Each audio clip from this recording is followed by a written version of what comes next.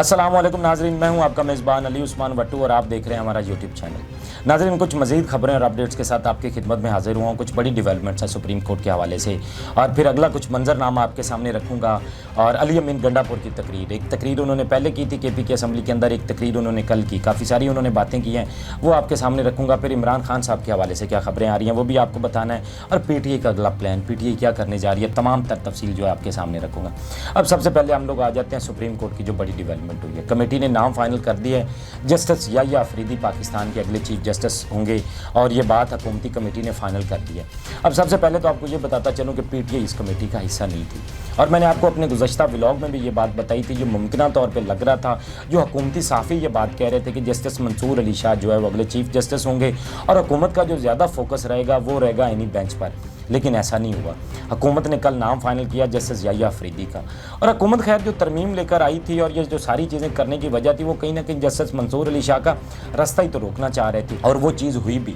क्योंकि जिस तरह से जस्टिस मंसूर अली शाह ने एक फ़ैसला दिया था मखसूस नशिस्तों वाला, तो उसके बाद हुकूमत ने यह भांप लिया था कि ये आने वाले अगले फ़ैसले भी हमारे खिलाफ देंगे। तो इसलिए उनके साथ एक तो उन्होंने बातचीत करने की कोशिश की और कोई बातचीत भी नहीं उनकी जब हो पाई और कुछ चीज़ें भी उनके साथ फाइनल नहीं हुई, तो फिर हुकूमत ने यह फैसला किया कि जस्टिस याह्या अफरीदी साहब का नाम जो है वो फाइनल किया जाए। खैर ये अब नाम फाइनल हो गया, 26 को वो जो है अपना कह लें कि हलफ उठाएंगे। बहरहाल देखना यह है कि क्या जस्टिस याह्या अफरीदी इस बात से मना करते हैं। अगर वो मना करते हैं तो फिर बाकी जो दो नाम हैं, जस्टिस मुनीफ फ़ारूक का और जस्टिस जो है मंसूर अली शाह का, फिर उनमें से भी एक नाम हो सकता है, लेकिन मेरा नहीं ख्याल कि हुकूमत ऐसा करेगी। अब हुकूमत को इसका नुकसान क्या होगा जो उन्होंने जस्टिस याह्या अफरीदी साहब का नाम फाइनल किया है। तो जो वकला हैं एक तरफ वो भी एक ही बात कर रहे हैं कि अगर जस्टिस मंसूर अली शाह का रास्ता रोका गया तो हम सड़कों पर आएंगे। फिर पीटीआई भी ये बात कर रही है कि अगर जस्टिस मंसूर अली शाह का रास्ता रोका गया तो हम सड़कों पर आएंगे। तो कहीं ना कहीं मुझे ये लग रहा था कि हुकूमत शायद ये करे कि मंसूर अली शाह कोई चीफ जस्टिस नामजद कर दे और अपना जो फोकस है वो आइनी बेंच पर रखे, ताकि आवाम सड़कों पर ना आ सके और उनको एक फेस सेविंग मिल जाए, थोड़ा मौका मिल जाए ताकि वो मामलात को आगे लेकर चल सकें। लेकिन हुकूमत ने ऐसा नहीं किया। अब हुकूमत भी खैर पता नहीं, मेरा ख्याल है वो यही सोच रहे होंगे या तो उन्होंने कुछ प्लान किया होगा इस चीज़ के लिए भी, या फिर वो ज़ाहिर बात है वकला का या पीटीआई का सामना करेंगे, क्योंकि अब तक तो उन्होंने जस्टिस याह्या अफरीदी का नाम दे दिया हुआ है। अब हुकूमत एक और प्लान भी है हुकूमत का जो मैं आपके सामने रख देता हूँ, उसकी तफसीलात भी। अब हुकूमत सिर्फ एक यही कामयाबी नहीं थी हुकूमत के लिए जो उन्होंने कर लिया, कानूनी तरमीम उन्होंने कामयाब करवा ली है।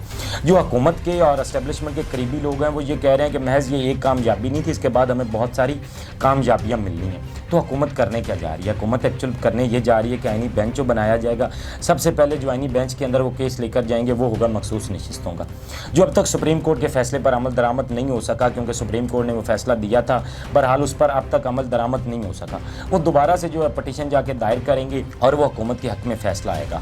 जब हुकूमत के हक़ में फ़ैसला आएगा तो हुकूमत को वो मखसूस नशिस्तें मिलने के बाद अवाम के अंदर इनकी अक्सरियत हो जाएगी, 2 तिहाई अक्सरियत। जब ये पूरी कर लेंगे तो उसके बाद ये करेंगे क्या कि जो ये तरमीम पहले लेकर आ रहे थे, जो शिकें कहीं ना कहीं मौलाना फजलुर रहमान ने उनसे निकलवा दी थी, वही शिकें अब ये दोबारा लेकर आएंगे और वही आइनी तरमीम ये दोबारा लेकर आएंगे और वो दोबारा से जो है पेश की जाएगी। और फिर इनके पास, क्योंकि फिर तो कोई उनको बात भी नहीं करने वाला होगा, ना ही उनको मौलाना फजलुर रहमान कह सकेंगे, और पीटीआई तो खैर उस पर पहले भी रोला डाल रही होती है, उसको तो वो सीरियस ही नहीं लेते हैं।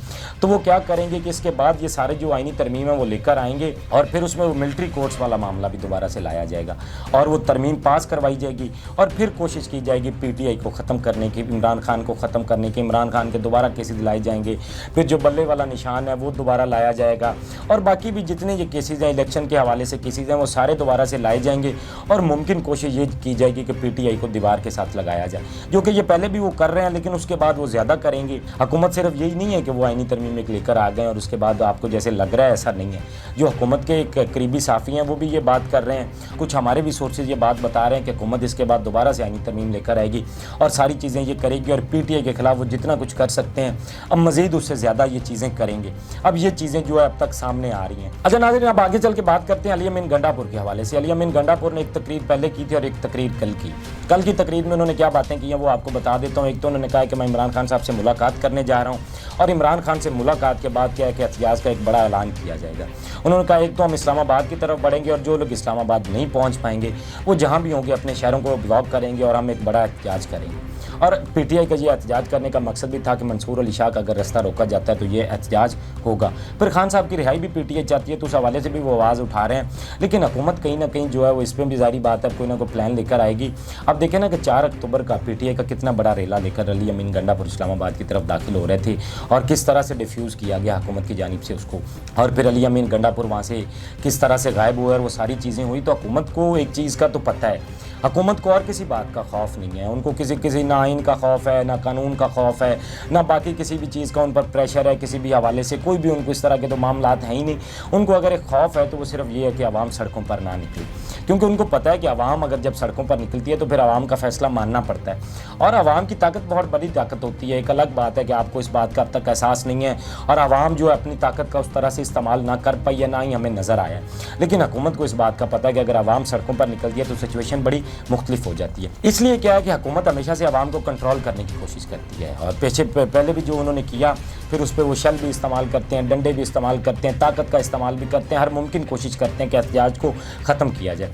अब अगर पीटीआई एहतजाज की अपनी कॉल देती है और वह एहतजाज की तरफ आते हैं तो हुकूमत इस पर क्या लाएअमल बनाएगी, क्या प्लान करेगी, वो भी देखना। फिर साथ ही साथ हामिद खान साहब ने बताया था कि अगर जस्टिस मंसूर अली शाह का रास्ता रोका जाता है तो हम वकला तहरीक लेकर आएंगे, और हम एक बड़ी वकला तहरीक लेकर आएंगे हुकूमत के ख़िलाफ़। और वो जो अब चीज़ें अगर वो लेकर आते हैं और वकला तहरीक चलती है तो फिर हुकूमत के लिए तो बहुत सारी मुश्किलात हो जाएंगी, लेकिन हुकूमत साथ ही साथ एक अपना प्लान बना के भी बैठी है।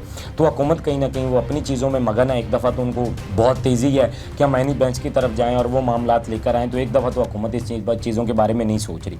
अब देखना यह है कि अगर पीटीआई और वकला इकट्ठे एहतजाज के लिए निकल आते हैं तो हुकूमत इस पर क्या हिकमत अमली बनाएगी, ये आने वाला वक्त बताएगा, और जो भी इस हवाले से डेवलपमेंट्स होंगी वो भी आपके सामने रखेंगे। अब नाज़रीन, इमरान खान साहब के हवाले से क्या खबरें आ रही हैं वो भी मैं आपके सामने रख देता हूँ। तो इमरान खान से अब हुकूमत चाहती है कि दोबारा से किसी की मुलाकात ना करवाई जाए।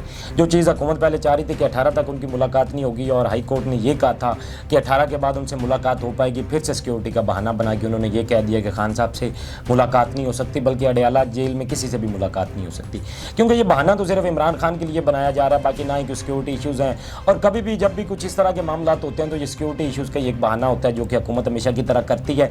तो अब भी ये बहाना करके उन्होंने चाहे कि खान साहब से कोई भी मुलाकात ना कर सके। अब खान साहब के जो केसेस के हवाले से है वो भी कुछ डेवलपमेंट्स हुई हैं। खान साहब के कल केसेस लगे हुए थे, लेकिन खान साहब के केसेस को हमेशा बहुत लंबा खींचने की कोशिश की जाती है। अब एक पीटीआई ने यह भी कोशिश की थी कि उन्होंने जाके पटिशन दायर की थी और उन्होंने ये कहा था कि खान साहब से मुलाकात करवाई जाए, क्योंकि जब कोर्ट के ऑर्डर हैं तो कोर्ट के ऑर्डर्स के बाद क्यों मुलाकात नहीं करवाई जा रही है। तो उन्होंने तौहीन अदालत की भी एक दरखास्त दे रखी है। अब इस हवाले से देखना है कि क्या फैसला आता है। और खान साहब से अब तक तो वो कोशिश कर रहे हैं कि मुलाकात ना करवाई जाए, क्योंकि अली अमीन गंडापुर ने भी ये कहा था कि खान साहब से मुलाकात के बाद वो फैसले लेंगे। और अगर खान साहब से उनकी मुलाकात हो जाती है और पीटीआई ये फैसला लेती है कि वो एहतजाज की तरफ जाएगी, तो मेरा ख्याल है कि बाद में अली अमीन गंडापुर को भी मनाने की कोशिश की जाएगी और कहीं ना कहीं उनसे कंप्रोमाइज़ किया जाएगा कि वो सड़कों पर ना आए, क्योंकि हुकूमत को मसला एक ही है कि आवाम सड़कों पर ना आए। अगर आवाम सड़कों पर आती है तो हालात बहुत मुख्तलिफ हो जाते हैं और हुकूमत के हाथ से चीज़ें निकलती हुई नजर आती हैं। अब नाज़रीन, एक तरफ तो ये सारी चीज़ें चल रही हैं, अब जो ये अदलिया पर हमला किया गया है, जिस तरह से अदलिया के देखे पर काट दिए गए हैं, जजेस को अपने कंट्रोल में लाने की कोशिश की जा रही है, उनकी तैनातियाँ खुद करेगी हुकूमत, उनसे अपनी मर्जी के फैसले लेगी। और एक तरह से ये सारी जो तरमीम लाई गई थी बेसिकली तो ये अदलिया को कंट्रोल करने के लिए लाई गई थी, लेकिन अब तक जजेस इस पर खामोश क्यों नहीं, जजेस इस पर अब तक बोले क्यों नहीं। अब देखें ना, एक तरफ तो आप क्या चाहते हैं कि आवाम सड़कों पर आए, वो डंडे भी खाए, शल भी बर्दाश्त करे, तो आप अपने हक के लिए क्यों नहीं बोल रहे हैं? क्योंकि अगर आप बोलेंगे तो इससे आवाम को भी हौसला मिलेगा और आवाम भी आपके साथ खड़ी होने के लिए तैयार होगी, लेकिन कम से कम जजेस खुद भी तो कुछ फैसला लेना। अब ये 4 पॉइंट्स हैं जो मैं आपके सामने रखता हूँ, अगर इन 4 पॉइंट्स पर आपको काम होता नज़र आ जाए और आपको लगे कि जजेस कुछ ना कुछ इसके लिए कर रहे हैं, तो फिर आने वाला वक्त मुख्तलिफ होगा। अगर इन पर कुछ भी नहीं किया जाता अब तक, अगर और इसी तरह जजेस खामोश रहते हैं तो फिर हालात बहुत मुख्तलिफ होंगे। अब सबसे पहला पॉइंट तो यही है कि ये जो तरमीम लाई गई है कि अदलिया इसको उड़ा पाएगी, और दूसरी चीज़ प्रैक्टिस एंड प्रोसीजर एक्ट के अंदर जो ऑर्डिनेंस आया था उसका फ्यूचर क्या होगा, और फिर साथ ही साथ जो नंबर 3 है चीफ जस्टिस इख्तियारात अपने वापस ले पाएंगे, और फिर जो मखसूस नशिस्तों वाला मामला सुप्रीम कोर्ट का जो कि अब तक फील्ड में मौजूद है, क्या उस पर अमल दरामद हो पाएगा। अगर नाज़रीन ये 4 चीज़ें हो जाती हैं ना तो फिर तो हालात मुख्तलिफ होंगे, और अगर अब तक जजेस ये 4 पॉइंट्स पर काम नहीं करते हैं, ये चीज़ नहीं हो पाती है ना तो फिर हालात बहुत मुख्तलिफ होंगे। बहरहाल देखना यह है कि चीज़ें किस तरफ जाती हैं, लेकिन आपने इन 4 पॉइंट्स को गौर करना है इन पर, और इनको अपने ज़हन में रखना है। अगर इन पर आपको कुछ होता नज़र आए ना तो फिर आपने समझना है कि अदलिया कुछ ना कुछ अपने बचाव के लिए हाथ पाँव मार रही है, और अगर इन पर कुछ नहीं किया जाता तो फिर अदलिया भी जो है वो कुछ नहीं कर पाएगी, और फिर आवाम तो खैर निकल के क्या उनके लिए कर लेगी, क्योंकि कहीं ना कहीं आवाज़ तो उनको खुद उठानी है ना। आवाम को तो उसके बाद कॉन्फिडेंस मिलेगा, आवाम खैर सड़कों पर आएगी, भी वकला भी कल को आए। हालात मुख्तलिफ तब होंगे जब जजेस खुद कुछ ना कुछ करेंगे। नाज़रीन, ये आज के डेवलपमेंट से जो मैंने आपके सामने रखी हैं, आप भी अपने फीडबैक से हमें ज़रूर आगाह कीजिएगा, और इस दुआ के साथ कि आने वाला वक्त पाकिस्तान के लिए बेहतर हो। अपने मेज़बान को दीजिए इजाज़त, अल्लाह ने के बाद। इस तरह की और वीडियोस देखने के लिए सब्सक्राइब कीजिए हमारा चैनल और देखते रहिए PSPKG न्यूज़।